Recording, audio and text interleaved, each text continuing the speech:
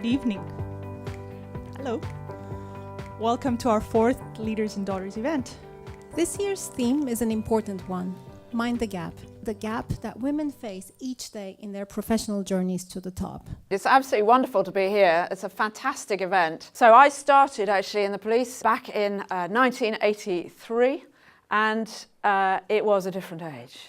We were barred from many roles. Very few of us carried firearms, and if you did, you had to put your firearm in your handbag.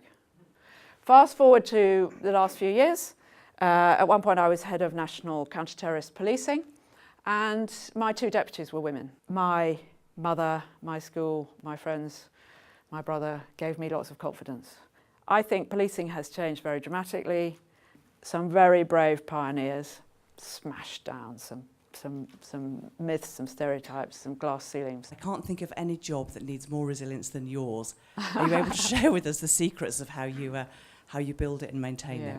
It definitely comes from investing in a work-life balance. It definitely comes from thinking hard about my physical and mental and emotional, spiritual fitness in quite a structured way. Thank you very much indeed. Thank you. So it's a pleasure to move on to the panel part of the discussion tonight. When you first started off, was resilience something you had to think about, Scilla? You need greater resilience as you progress, but I think you need it right from the get-go, and a confident, positive outlook and a refusal to worry about everything, I think, builds resilience. With a background in engineering and industrial, did you find right from the start you were able to be yourself in the workplace?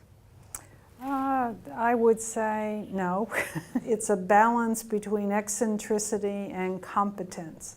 And as you advance in an organization, the more competent you're perceived, the more eccentric you can be. I see progress as not glacial but seismic.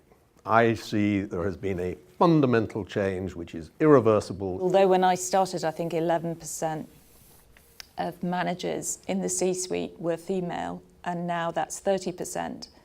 30% is still a fail in any exam. What I would have loved is when I just started to have my female leaders go, what do I wish had been different for me?